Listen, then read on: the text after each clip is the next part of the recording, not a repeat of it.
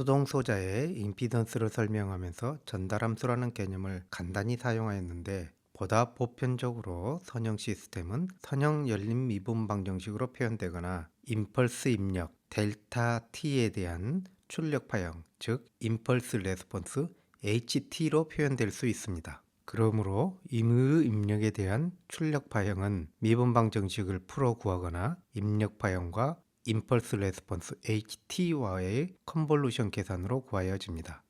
컨볼루션 계산에 대한 자세한 설명은 별도 과목인 공학 수학이나 신호 및 시스템을 참고하기 바랍니다. 시누소이달 입력 사인 오메가 t에 대한 스테디 스테이트에서 출력 파형 또한 임펄스 레스폰스와의 컨볼루션으로 구하여집니다. 시누소이달 입력에 대한 출력 파형은 입력 신호와 같은 주파수를 갖는 시누소이달 파형이지만 크기와 위상이 입력 신호와 다른 값을 갖습니다. 또 다른 선형 시스템의 표현 방법 중 하나로 시스템의 열림 미분 방정식을 라플라스 트랜스포메이션하여 S도메인에서 표현하면 컨볼루션이 곱이 됩니다. 입력과 출력의 비율을 구한 것을 전달함수 HS라 하는데, 임펄스 라플라스 트랜스포메이션이 1이므로 전달 함수는 임펄스 레스폰스 라플라스 트랜스포메이션과 같습니다. 회로의 전달 함수는 각 소자들이 동작점에서 갖는 커패시턴스, 인덕턴스를 포함하는 소신호 등가 회로를 임피던스 개념을 사용하여 해석함으로써 구할 수 있습니다. S도메인에서 표현된 전달 함수에서 시누소이달 스테디 스테이트는 시간에 따라 진 폭의 변화가 없는 상태이므로 복소수로 표현되는 S에서 실수부가 0이며 허수부만을 갖게 됩니다. 따라서 S도메인상에서 주어진 전달 함수에서 S는 J오메가를 의미하며 S를 J오메가로 대체하여 주파수 오메가에 따른 회로 및 시스템의 특성을 나타내는 주파수 응답을 구합니다. 주파수 응답이란 시스템에 시누소이달 입력 신호가 인가되었을 때 출력 신호의 크기 A오메가와 위상 세타 오메가가 입력 신호의 주파수에 따라 어떻게 달라지는지를 그래프로 표현하는 것으로, 전달 함수의 S를 J오메가로 대체하여 주파수 오메가에 따른 크기와 위상을 구할 수 있습니다. 주파수 응답 그래프를 그릴 때 넓은 주파수 범위를 볼 수 있도록 수평축을 로그 스케일로 표현하며 크기 축은 일종의 로그 스케일인 dB를 사용하는데 20dB는 10배, 40dB는 100배, 마이너스 20dB는 10분의 1배를 의미하며 2분의 1은 6dB, 스퀘어 루트 2분의 1은 3dB로 표현됩니다. S도메인에서 표현된 전달 함수에서 분모를 0으로 하는 S값을 폴, 분자를 0으로 하는 S값을 제로라고 하는데, 각각의 폴과 제로는 주파수 응답에 서로 반대되는 영향을 미칩니다.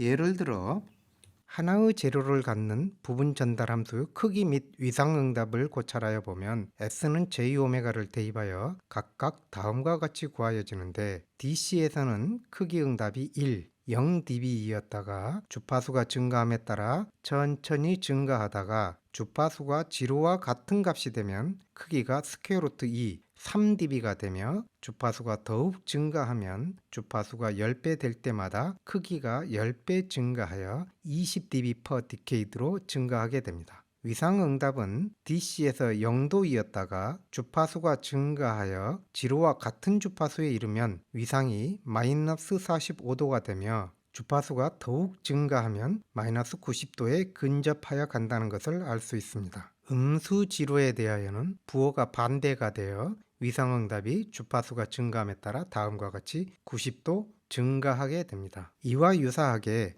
하나의 폴을 갖는 부분 전달 함수 크기 및 위상응답을 고찰하여 보면 S는 J오메가를 대입하여 각각 다음과 같이 구하여지는데, DC에서는 크기 응답이 1, 0dB이었다가 주파수가 증가함에 따라 천천히 감소하다가 주파수가 지루와 같은 값이 되면 크기가 스퀘어 루트 2분의 1, 즉 마이너스 3dB가 되며 주파수가 더욱 증가하면 주파수가 10배 될 때마다 크기가 10분의 1로 감소하여 마이너스 20dB per decade의 기울기를 갖게 됩니다. 위상응답은 DC에서 0도이었다가 주파수가 증가하여 지로와 같은 주파수에 이르면 위상이 마이너스 45도가 되며 주파수가 더욱 증가하면 마이너스 90도에 근접하여 간다는 것을 알 수 있습니다. 주파수 응답은 시스템의 특성을 직관적으로 볼 수 있기 때문에 가장 흔히 사용되는 시스템을 표현하는 방법으로 앞의 예와 같이 크기 응답과 위상 응답 두 개의 그래프로 표현하는 방법을 보데 플롯이라고 합니다. 이와 같은 전달 함수 주파수 응답이나 폴과 제로의 위치를 그래프로 표현하기 위해서는 매틀랩과 같은 소프트웨어 툴을 사용합니다. 트랜스퍼 펑션 실습을 위하여 매틀랩에서 새로운 프로젝트를 생성하고 스크립트 파일을 새로 만듭니다. 새로 생성한 비어있는 스크립트를 열고 매틀랩 헬프 창을 띄어 이 창을 도킹시킵니다. 매틀랩 사용 중 문법 등을 확인하기 위하여 헬프를 빈번하게 사용하기 때문에 창을 도킹시켜 두는 것이 편리합니다. 전달 함수 후 분자항과 분모항을 정의하는데 벡터의 각 엘리멘트가 전달 함수 분모 또는 분자항에서 S에 관한 각 차수의 계수를 나열하여 줍니다. 다음과 같이 분자에 1개의 엘리멘트만 있으면 S에 관한 0차 항의 계수가 1이라는 뜻입니다. 다음과 같이 분모에 1, 0으로 정의된 벡터는 1차 항의 계수가 1, 0차 항의 계수가 0임을 나타냅니다. 즉, 분자항은 1이며 분모항은 S임을 정의하고 있습니다. 이와 같은 문법은 계수들의 조합으로부터 전달함수 클래스를 만들어내는 tf 명령이나 보데 플롯을 그리는 보데라는 명령을 헬프에서 검색하면 확인할 수 있습니다. tf 함수를 이용하여 전달 함수를 구성하고 이 예에서는 전달 함수가 s분의 1임을 의미합니다. 이 전달 함수를 보데 플롯으로 그립니다. 이와 같은 스크립트를 실행하면 다음과 같은 그림이 그려지는데 크기와 위상 응답을 각각 보여주고 있습니다. 크기 응답의 수직축은 dB 스케일이기 때문에 0dB가 1을 나타내며 마이너스 20dB는 10분의 1을 의미합니다. 수평축은 주파수로 로그 스케일로 표시되는데 단위는 헐츠가 아닌 레디안 퍼 세컨드임에 주의하기 바랍니다. 원점에 폴이 한 개 있으므로 주파수 0에서부터 주파수가 높아질수록 크기가 줄어드는데 주파수가 10배 될 때마다 크기가 마이너스 20dB로 감소하는 것을 볼 수 있습니다.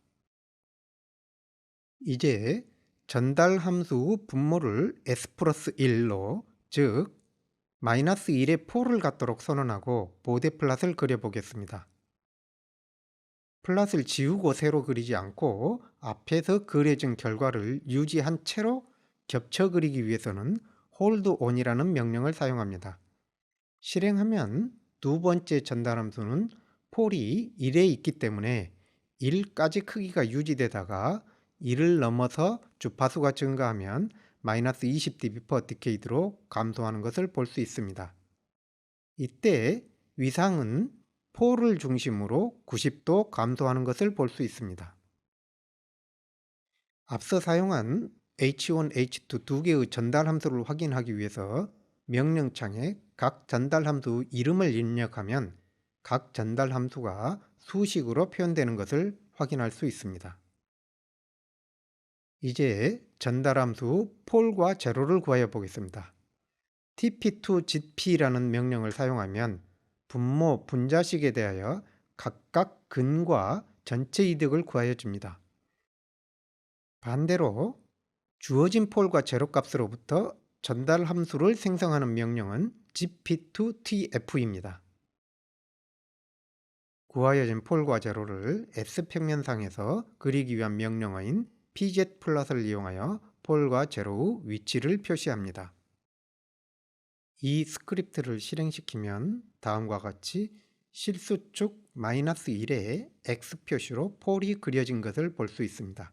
지로는 동그라미로 표시됩니다. 그래프의 눈금을 표시하기 위해서는 그리드 on이라는 명령을 사용하는데 pg플롯은 극좌표 그리드를 표시하여 줍니다.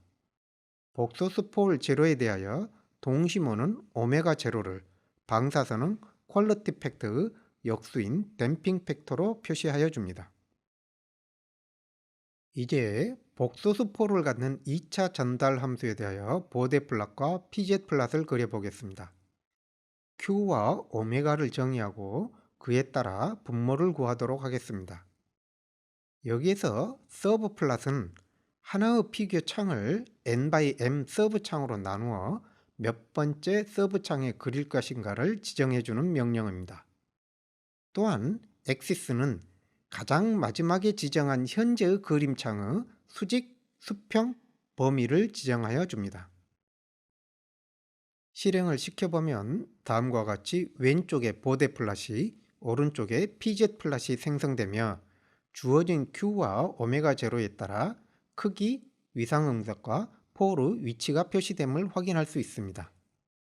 이때 보데 플롯 수평축은 레디안 퍼 세컨드이며 로그 스케일로 그려져 있으며 크기응답 수직축은 dB 스케일, 위상응답 수직축은 각도, pz 플러스 방사선 그리드는 댐핑 팩터를 나타내며 주의하기 바랍니다. 명령창에서 폴을 확인하여 보면 복소수 폴로 표시됨을 알 수 있습니다. 이제 분자를 바꾸어 지로를 추가해 보겠습니다. 다음과 같이 분자가 원점에 하나의 지로를 갖는 경우 밴드패스 필터가 되고 원점에 두 개의 지로를 갖는 경우 하이패스 필터가 됨을 알 수 있습니다. 매틀랩을 사용한 그래프 표현은 시스템의 특성을 이해하는 데 도움이 되지만 회로의 특성을 파악하기에는 한계가 있습니다.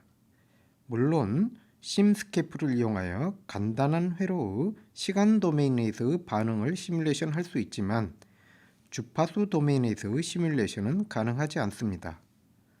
따라서 스파이스라고 하는 회로 시뮬레이션을 위한 수치 해석 툴을 사용합니다. 여기에서는 상용 스파이스 중 가장 간단한 소프트웨어 중 하나인 케이던스사의 pSpice 사용법에 대하여 소개하겠습니다.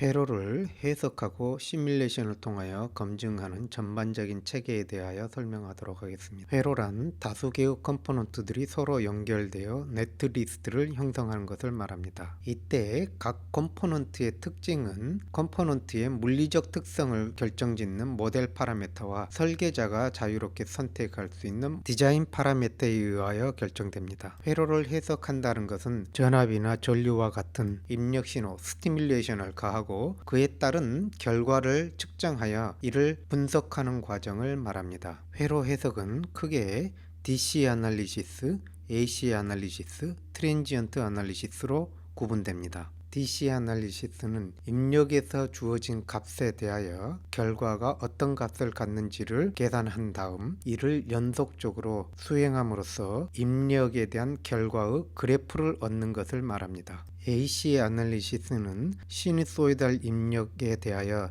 스테디 스테이트에 도달하였을 때 결과 신호의 크기와 위상이 입력 신호의 주파수가 바뀜에 따라 어떻게 변화되는지를 구하는 것입니다. 이와 같은 해석을 트랜스퍼 펑션 또는 주파수 응답을 구한다라고 합니다. 트랜지언트 애널리시스는 시간에 따라 각 신호의 파형이 어떻게 되는지를 구하는 과정을 말합니다. DC 애널리시스를 위해서는 시간에 따라 변하지 않는 직류 전압원 또는 전류원이 있어야 됩니다. 회로에 있는 전압원, 전류원 중에서 값을 변화시켜 보고자 하는 전압원, 전류원을 선택합니다. 필요에 따라서는 조건을 바꿔가며 다수 개의 시뮬레이션을 수행하기 위한 세컨더리 수입을 선택합니다. 이후 시뮬레이션 설정에서 전압, 전류원 값을 변화시키고자 하는 범위와 시뮬레이션 간격을 설정하는데 이때 시뮬레이션 시뮬레이션 간격은 결과의 예상되는 기울기를 충분히 표현할 수 있을 정도로 작은 간격이어야 합니다. DC 아날리시스를 수행하고 나면 일반적으로 수평축을 프라이머리 수입 신호로 수직축을 관측하고자 하는 전압 또는 전류로 하고 세컨더리 수입을 파라미터로 하는 이와 같은 플롯을 그리게 됩니다. 물론 수평축을 회로 내의 어떤 전압이나 전류로도 선택할 수 있습니다.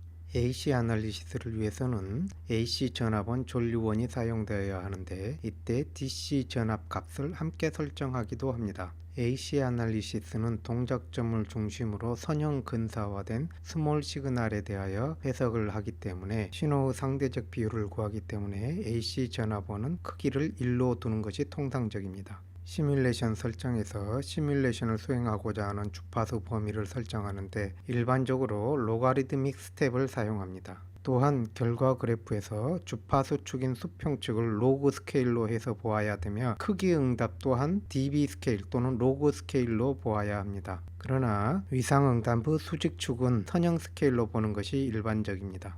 트랜지언트 시뮬레이션을 위해서는 시간에 따라서 변화하는 펄스, 사인 웨이브 또는 피스와이즈 리니어 소스를 사용하여야 합니다. 특히 시뮬레이션 설정에 있어서 시뮬레이션 간격은 예상되는 가장 빠른 시간에 따른 변화보다 충분히 작은 값을 설정하여야 됩니다. 펄스와 PWL 전화번호를 설정하는 방법은 다음을 참고하기 바랍니다. PSPICE를 이용한 회로 시뮬레이션을 하기 위해서는 케이던스의 디자인 엔트리 CIS를 실행합니다. 실제로 PSPICE는 시뮬레이션 엔진이며 디자인 엔트리는 회로와 관련된 여러 툴들을 상호 연동시켜주기 위한 통합 환경입니다. 파일에서 새로운 프로젝트를 생성하고 회로 시뮬레이션을 위해서는 아날로그 믹스드 AD를 선택합니다. 새 프로젝트를 기존의 템플레이트를 사용하여서 생성합니다. 새로운 프로젝트가 생성되면 프로젝트 그룹에서 스케매틱 아래에 디폴트로 만들어진 페이지를 엽니다. 불필요한 하단의 제목 박스와 설명을 삭제하지만 그라운드는 회로도에서 활용할 것이기 때문에 유지하도록 하겠습니다. 위에 있는 도구 중 이 두 번째 칸에 있는 것이 시뮬레이션에 사용하는 도구들이고 오른쪽에 있는 여러 도구 중에서 파트라는 도구와 와이어라는 도구를 주로 사용하게 됩니다. 회로도의 부품, 컴포넌트들을 추가하기 위해서 플레이스를 보면 여러가지 구성 요소들을 선택할 수 있는데 주로 여기 있는 PSPICE 컴포넌트들을 사용하고 패시브의 RLC, 디스크리트의 여러가지 트랜지스터와 다이오드들, 소스의 전압원, 전류원 등이 있습니다. 여기에서 먼저 DC 아날리시스를 수행하기 위해서 DC 볼테지 소스를 선택하여 배치하도록 하겠습니다. 원하는 위치에 두었으면 이스케이프를 눌러서 빠져나오거나 아니면 여러 개를 놓을 수도 있습니다. 이제 그라운드를 가져와 전원과 연결하도록 하겠습니다. 그라운드를 보면 삼각형으로 되어 있는 부분이 있고 동그라미가 있는 부분이 있는데 이 동그라미로 표시된 기호는 글로벌 노드입니다. 즉 회로도 상에 같은 이름으로 되어 있는 모든 노드들은 다 연결되어 있는 것으로 본다라는 의미이며 이 부분만이 실제 그라운드입니다. 글로벌 노드를 사용하지 않을 거기 때문에 여기에서는 제하도록 하겠습니다. 화면에 표시될 것인지 여부도 컴포넌트들의 프로퍼티입니다. 불필요한 텍스트를 선택한 다음 에디트 프로퍼티를 해서 디스플레이 옵션을 디스플레이 하지 않는 것으로 선택하면 화면에서 사라집니다. DC 볼테지 소스와 그라운드 사이를 오른쪽에 있는 와이어링 툴로 서로 연결하도록 하겠습니다.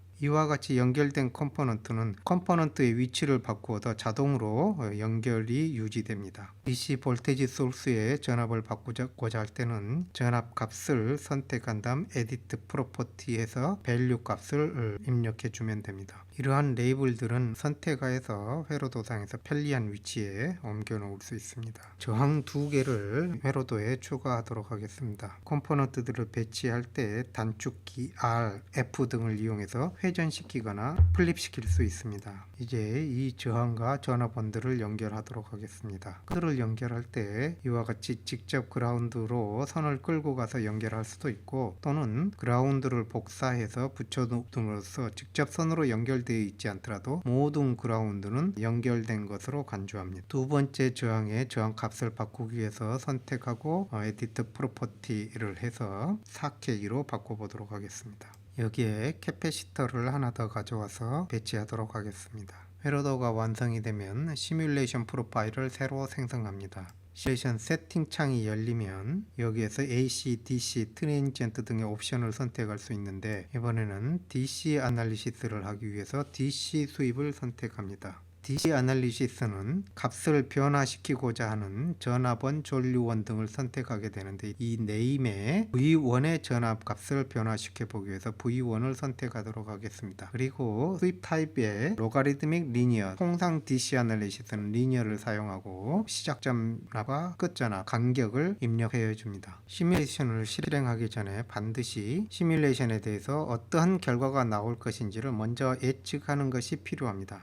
회로는 매우 복잡하고 비선형적이기 때문에 시뮬레이션 결과를 미리 예측하고 그 예측이 맞는지를 확인하지 않고서는 시뮬레이션 결과로부터 역으로 유추해내기는 상당히 어렵습니다. 여기에서 DC 전압이 V1이 인가되고 두 개의 저항이 직렬 연결되어 있는데 이 캐패시터는 DC에 대해서 전혀 영향을 주지 않기 때문에 무시를 하면 1K와 4K가 직렬 연결된 회로입니다. 따라서 이 지점에서 전압을 측정을 하면 V1 전압이 1대 4로 분배되어서 나타나야 됩니다. 이 도구에서 전압을 측정하기 위한 전압 프로브를 가져와서 측정하고자 하는 지점에 설치를 하는데 전압을 측정하기 위한 프로브는 반드시 와이어에 배치되어야 합니다. 또한 R1에 흐르는 저항을 측정하기 위하여 커런트 프로브를 가져올 수 있는데 원래 커런트는 선을 끊고 측정기를 설치하여야 합니다. 이스파이스는 전류 프로브를 이용하여 컴포넌트로 들어가는 방향으로의 전류를 손쉽게 측정할 수 있도록 제공합니다. 커런트 프로브는 반드시 컴포넌트의 단자에 위치시켜야 합니다. 이제 시뮬레이션을 수행할 준비가 되었기 때문에 시뮬레이션 버튼을 눌러 시뮬레이션을 실행합니다. 시뮬레이션이 끝나고 나면 이와 같은 프로브 윈도우가 열리게 됩니다. 회로도에 전압 프로브 1개와 전류 프로브 1개를 설치하였기 때문에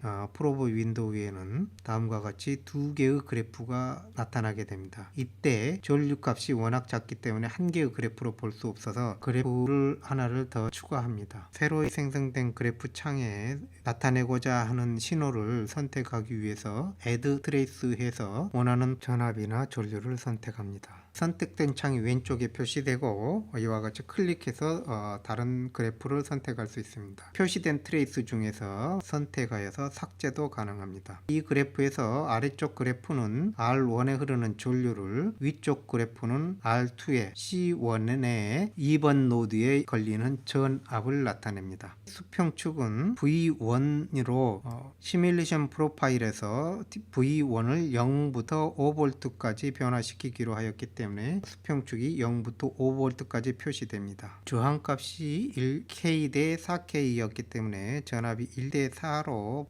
분할되는 것을 예측하였는데 그 결과를 확인할 수 있고 이제 저항값을 1대 1로 변환시켰을 때 시뮬레이션을 다시 수행해 보면 전압이 1대 1로 분배됨을 알 수 있습니다. 새 시뮬레이션을 돌렸을 때 아까 분리하였던 두 창이 콜랩스 돼 버리는데 이는 옵션에서 시뮬레이션이 끝나면 프로브 창을 새로 실행하도록 선택되어 있기 때문입니다. 그 전 시뮬레이션에서 만들어놨던 프로브 창을 유지하기 위해서는 시뮬레이션 프로파일에서 프로브 윈도우를 다음과 같이 그 이전 그래프를 유지하도록 선택합니다. 시뮬레이션이 끝난 후에도 관측하고자 하는 프로브들을 추가하거나 제거할 수 있습니다. 예를 들어서 디퍼런셜 볼테지 프로브가 있는데 두 지점의 전압 차를 각각 표현하여 줍니다. 앞서 DC 아날리시스에 사용하였던 회로를 가지고 AC 아날리시스를 해보도록 하겠습니다. 이를 위해서 전압원을 AC 전압원으로 바꿔야 합니다. 통상 AC 회로는 동작점을 중심으로 소신호가 인가되는 것이기 때문에 DC 전압원이 함께 사용되지만 VAC 전압원에 DC 전압을 함께 설정할 수 있습니다.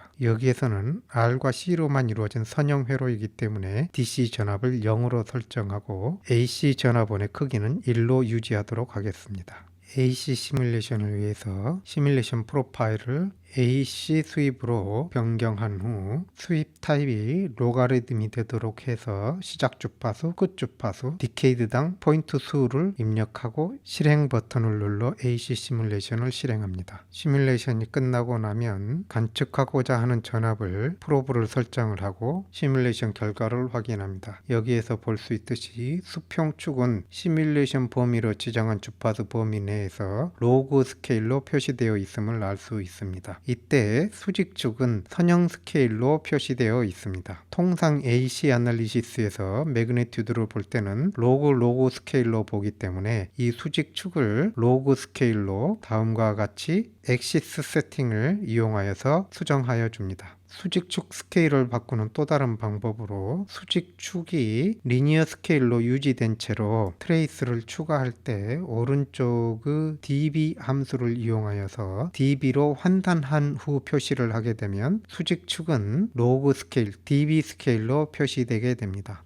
여기에서 dB란 20 곱하기 로그 10을 취한 값입니다. 따라서 어떤 값이 10배 될 때마다 20dB씩 추가되게 됩니다. 창을 하나 더하여 주파수에 따른 위상을 관측해 보도록 하겠습니다. 위상을 표시하기 위해서는 다음 위치에 들어있는 위상 프로브를 사용합니다. 이와 같이 위상 프로브를 추가하면 수평축은 주파수, 수직축은 각도로 표시되게 됩니다. 이제 동일한 회로로 트랜지언트 시뮬레이션을 수행하도록 하겠습니다. 트랜지언트 시뮬레이션을 위해서 전압원을 펄스 전압원으로 바꾸도록 하겠습니다. 펄스 전압을 배치한 후 시작 전압, 끝 전압, 그리고 펄스를 정의하기 위한 각종 시간값들을 입력하여 줍니다. 시뮬레이션 프로파일을 트랜지언트 시뮬레이션으로 변경하고 시뮬레이션 시간과 최대 허용하는 스텝 크기를 정하여 주고 시뮬레이션을 실행합니다. 파형을 관측하고자 하는 지점에 프로브를 설치를 하고 필요에 따라서 줌인